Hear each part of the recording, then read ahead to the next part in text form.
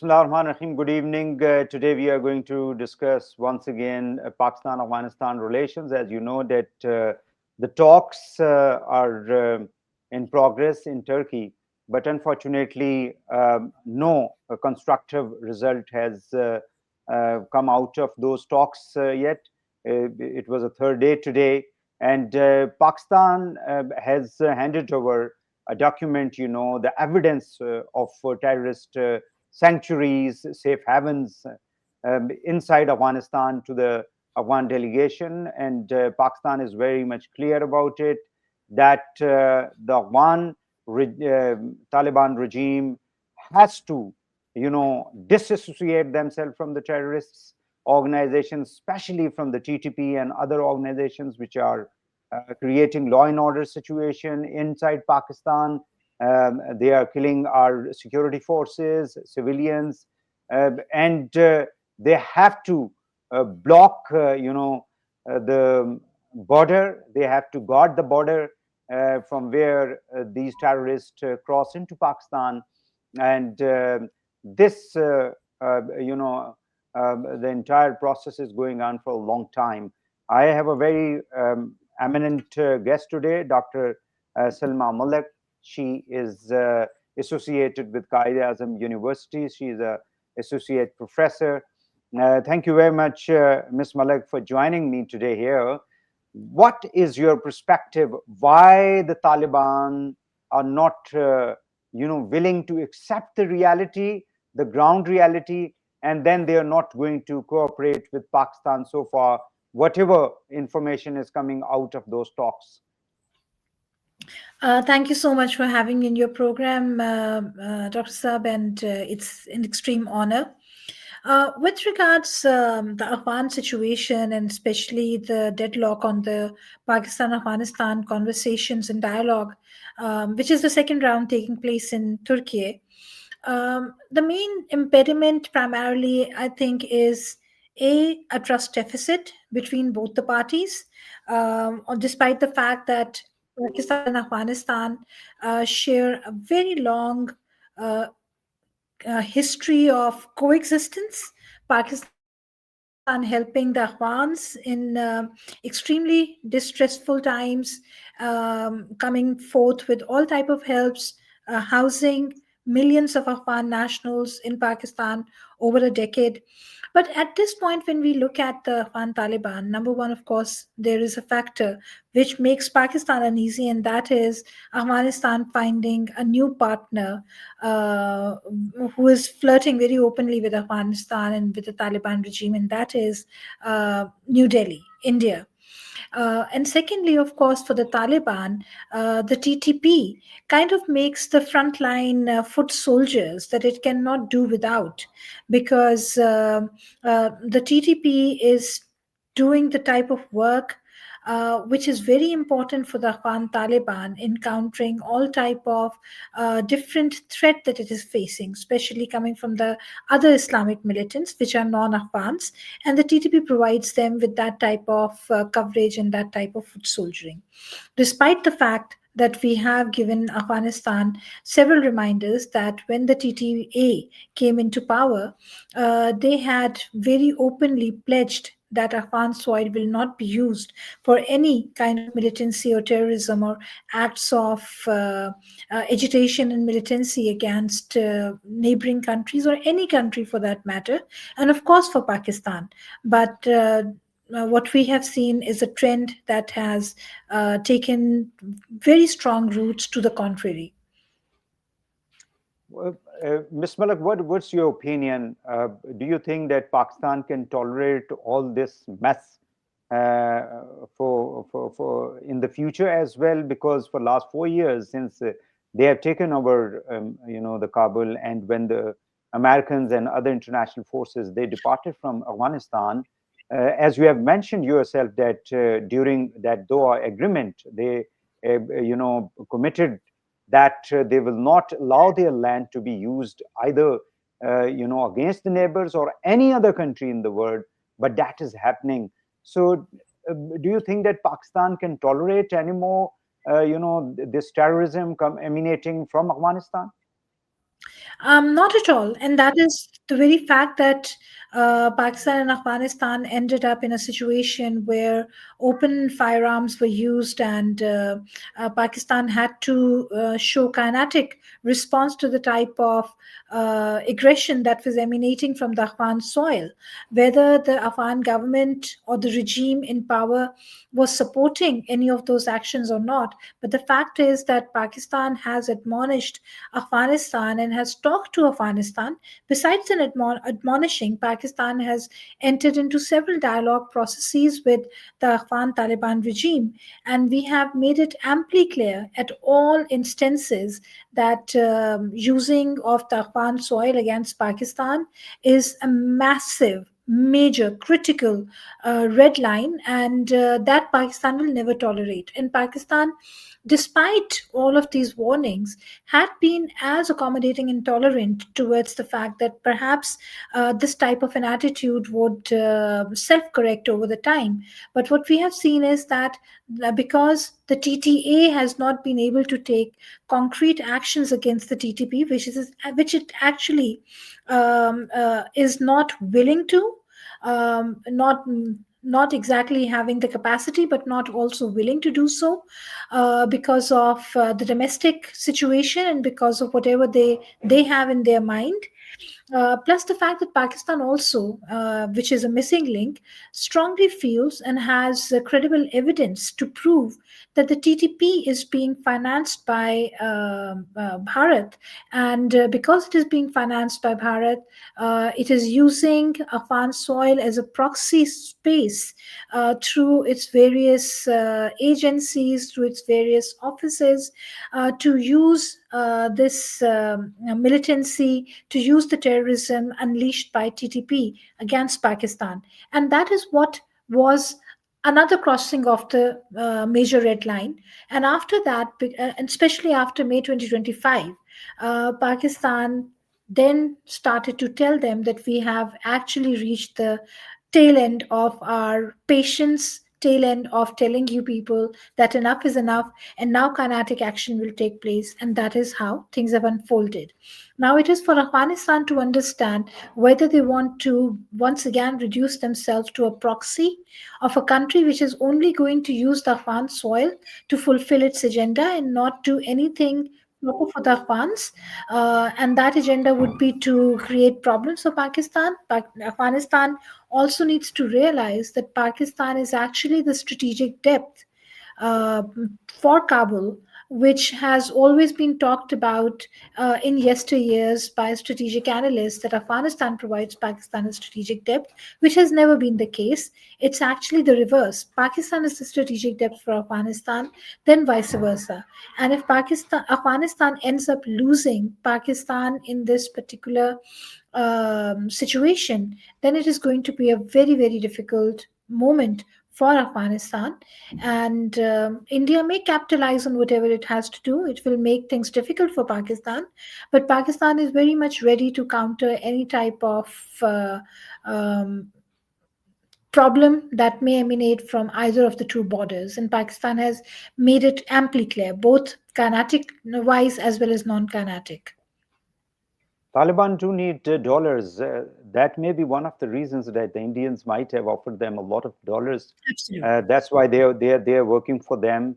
And the other aspect is, as we have mentioned, that they have an imminent threat from within Afghanistan. The non-Pashtuns, even Pashtuns, they are not being included into this. It's not a broad-based government. In fact, it was an interim regime which extended for 4 years, and there's no democratic process inside Afghanistan.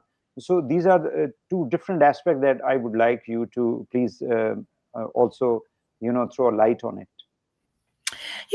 The issue is that at the moment there is no strong alternative to the TTA. The TTA, even when it was not in power during the US time frame, when the US forces were here or the ISAF forces were here, and whether it was the Karzai government or it was Ashraf Ghani's government, both of these governments, which was very strongly supported by the US and other Western powers, did not really have an indigenous root in a sense that they could stand entirely on their own. And this thing became so evident. And even at the end of his tenure, Ashraf Ghani also ended up becoming the tyrant that he wasn't supposed to be. He actually enjoyed a very strong repetition of being a person who has written on governance, on state failure. His book on state failure has been used as a textbook for so many governance schools and case studies and all of that stuff. And here you have a person with such strong academic acumen making all the mistakes that he has talked about and actually implementing them in practical. But what was evident even during that time period was that despite the fact that the US and other forces were countering or trying to break down the TTA, at the end of the day, they had to negotiate with the TTA to save their soul. TTA, they had to actually recognize that the TTA was the only strong power that actually held the Afghan territory. I won't really use the word intact, but had the biggest sway on the Afghan territory. And there was no other indigenous Afghan actor who enjoyed that type of clout. Whether that clout was positive or negative, that's something besides the point. But the fact is that it was the TTA with whom they had to negotiate. The irony of the situation is that even at the peak of Ashraf Ghani or Karzai's government, if any other country had to come and seek mining permits, they would go to the ministries because the ministries were created for that particular purpose. But the actual permit that mattered was the small informal chit that came from the local Taliban commander that, okay, you can come and mine in the area under my control. And that is the chit that mattered instead of the government documentations, which were very extensive and which were actually the legitimate documents. So this was the amount of credibility either of the two sides enjoyed. And this is what the Afghan Taliban very much are familiar with. But at the same time, we need to also see when we talk about the fact that the Afghan Taliban are such good governors that they have managed to bring the dollars down and all that.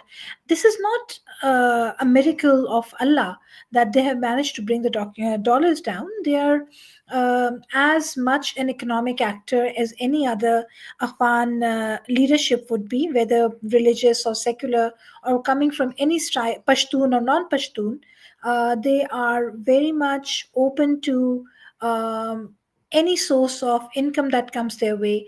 And as you just mentioned, India has very deep pockets, and dishing out a couple of billions to counter Pakistan through the Western Front is just a piece of cake for India. And India And will that's keep on. that's why that's why Yes, they are talking about building certain dams, the water which flows into Pakistan.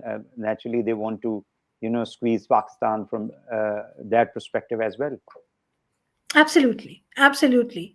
I mean, like Modi has always been talking about making the Indus River and the other tributaries non accessible to Pakistan. And what we have seen as a run in to the May 2025 conflict was too much of hype about the water and the river waters and the unilateral breaking away from the Indus Water Treaty. Now they're using the other side to do equally the same.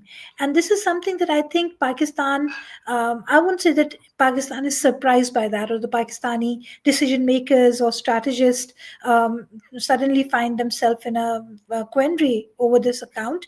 Pakistan very much knew that if India has been defeated kinetically, very openly, despite their own self created provocation, and they haven't been able to do what they wanted to do through the May 25 conflict, they're going to use all type of avenues to create problems for Pakistan. And Afghanistan provides India with that extremely rich frontier which they can use and exploit to their advantage.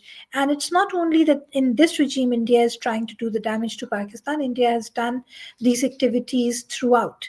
And it's so ironic that it's the same Taliban who, when in 2019, when they came into power, India created a lot of noise about them being fundamentalists, the Islamic militants, putting women behind burqa, putting the curbing women freedom, all of those notions. And now India is the one that has opened its embassy once again. And all of that is not for the love of the Taliban. It's only and only a level of animosity that they have against Pakistan. Pakistan. Now, please also tell me that should we call these Talibans, uh, there, there is always a kind of a differentiation or distinction between, the TTP, as you were talking about, and the Afghan Taliban. I believe that they are the same people and they have the same objectives. And one is a violent kind of a, outlook, and other is a political outlook. So, do you think that as the India is a state terrorist country, which has been doing terrorism not only in this region, especially in Pakistan, for last so many years in Balochistan, but they have done even in Western countries. They went to Canada, they went to America, they attacked the Sikhs over there. So, what we would say, we can say that Taliban are also a state. Terrorist kind of a state like the Indians? I wouldn't really go there. I mean, this new generation of Afghan Taliban administrators um, are a mix and match of people who are very sophisticated, who have spent time in Doha, who have learned the nuances of governance.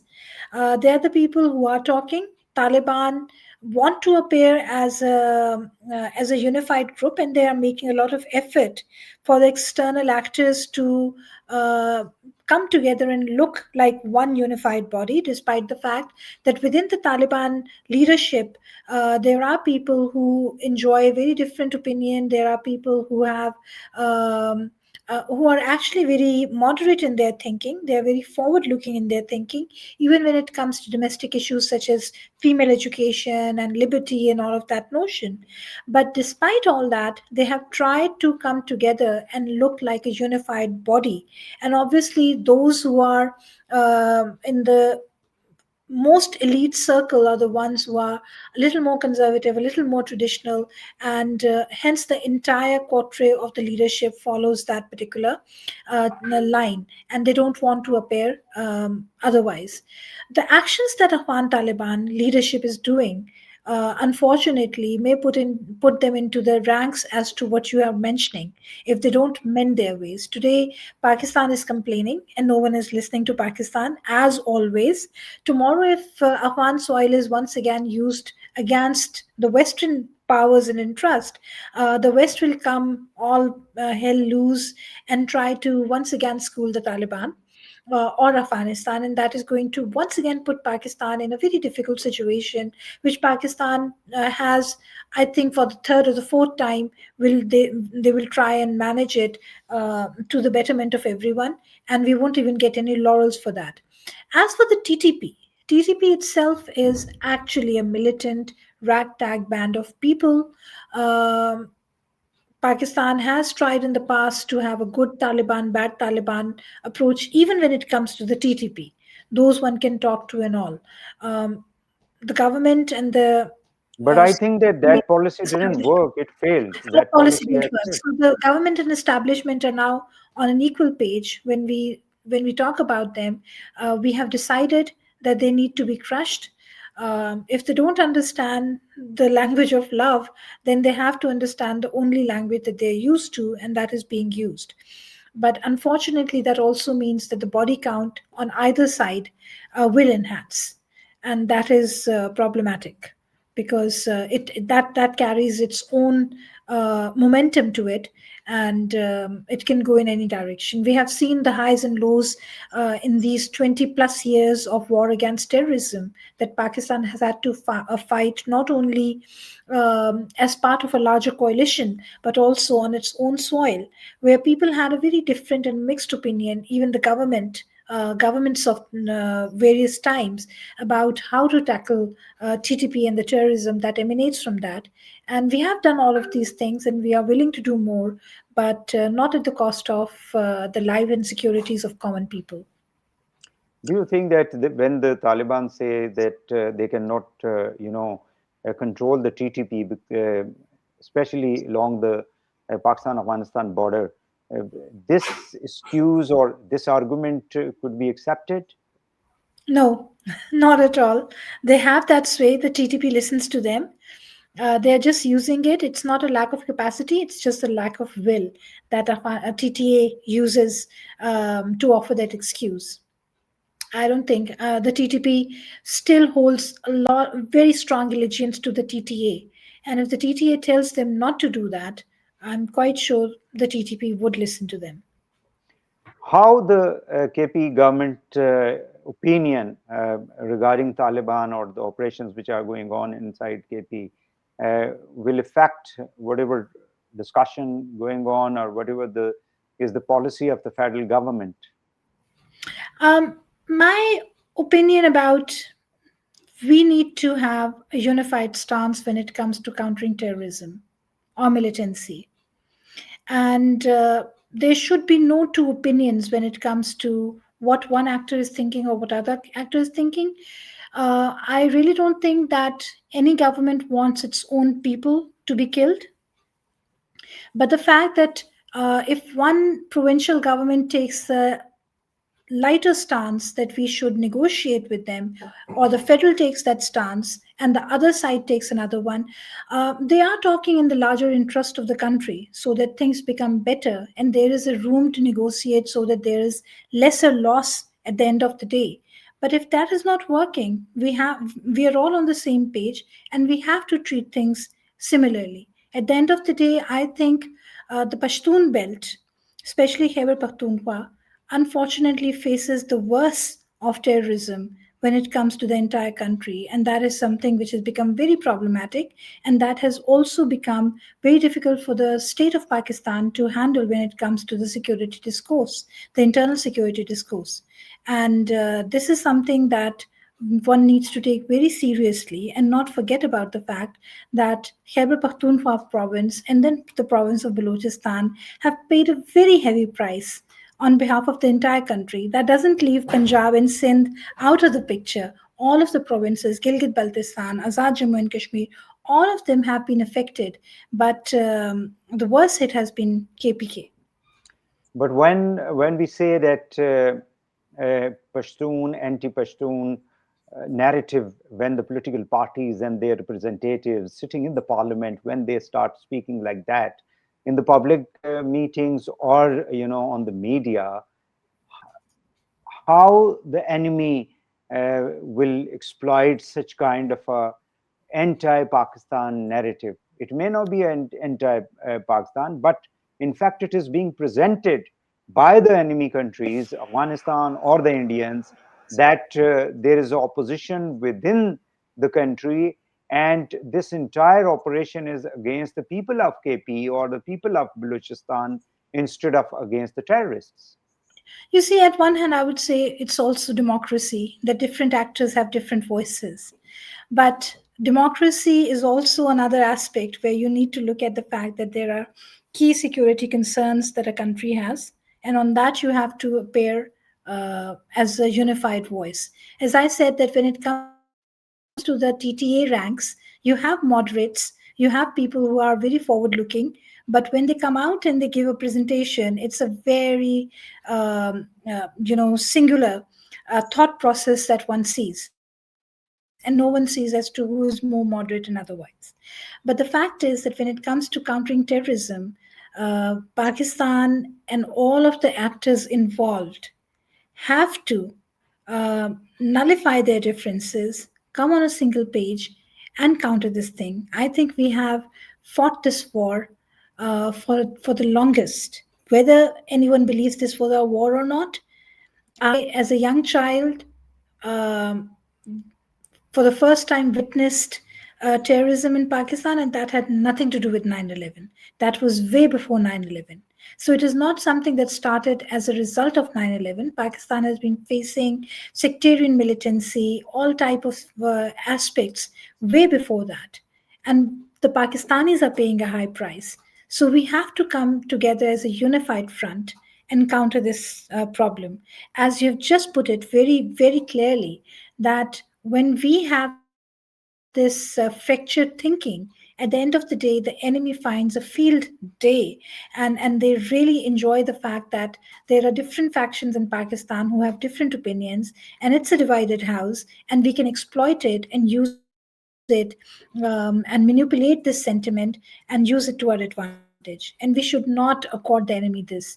This is exactly what our enemy is looking for. And when we provide them with any such opportunity, despite the fact that I just said that this is the spirit of democracy, but there are certain red lines, there are certain areas where you cannot negotiate any further. Pakistan has given all of these terrorist elements ample space to come, to give up weapons, to give up militancy, to give up terrorism, come and have a talk with the government, see what if there is an amicable solution through which things can be handled peacefully. If they are not listening, then unfortunately, they have to face the music, and the music is not going to be a very pleasant one. Certain statements were also given about the Durand Line, which were signed in somewhere 1893 between the then British government and the Afghan Amir. So today, why they are, you know, restarting a kind of a discussion which has already been settled, and over the years, um, every government of Afghanistan accepted that as an international border. You see, whenever Afghans want to have some kind of internal legitimacy, they use the Durand Line and the Pashtunistan issue as a trump card against Pakistan. The fact is clear. You call it Durand Line, you call it Line of the Durand, you call it Amir Abdur Rahman Line. It is an international border, and as per the cartography laws, the international laws that govern countries and all of the topography and the um cartography of of the world, the border signed is a border signed. And once Pakistan gained independence from the British colonial empire, the border agreement that was signed between Amir Abdur Rahman and the British government of that time, which was the colonial empire, the border that was stretched by or drawn by Mortimer Durand, uh, whatever name you want to give it, is an international border. There is no map of the world which shows Pakistan border as a contented or contentious border. Yes, along this border were those areas which we now call as the tribal, which were known as the tribal agencies, the FATA, the erstwhile FATA, which had an Azad border. Yet the fact was that the Azad border also had formal/informal rules through which Pakistan and Afghanistan's territory was very clearly marked. So there is no issue of contention. There is nothing like Pakistan India situation when it comes to Kashmir, which is a contentious area. The Pakistan Afghanistan border was very much properly drawn. Uh, Afghanistan, since Amir Abdur Rahman signing off the border agreement with the British, once he went back home, uh, realizing that he is going to be held accountable for signing the deal with the devil, quote unquote, started to say that this was done under duress. It wasn't done under duress. Okay, in case it was done under the duress, then there was a later revision of the Durand line, some 20 odds year later, that wasn't done under duress. So the Durand line or the Pak Afghan or the British Afghan border was twice visited and revisited. And there was nothing that made it contentious. So how can that become a contentious issue now? And the Pakistanis also need to be very careful because we are very liberal when we use terms. We use the term Durand line, which is actually a political narrative. It's a political statement when it comes to nullifying the legitimacy of the Pak-Afghan border. So we should call it the Pak-Afghan border instead of calling the Durand line. The Durand line gives it a sense of not being permanent. So we should be very careful. If the Afghans are using it, that is for their domestic constituencies and consumption. We don't have any such confusion in our mind. The international audience doesn't have any such confusion, and that is how the border is. Thank you very much, Dr. Salma Malik, Associate Professor at Qaeda Azam University, Islamabad, for your time. Thank you very much.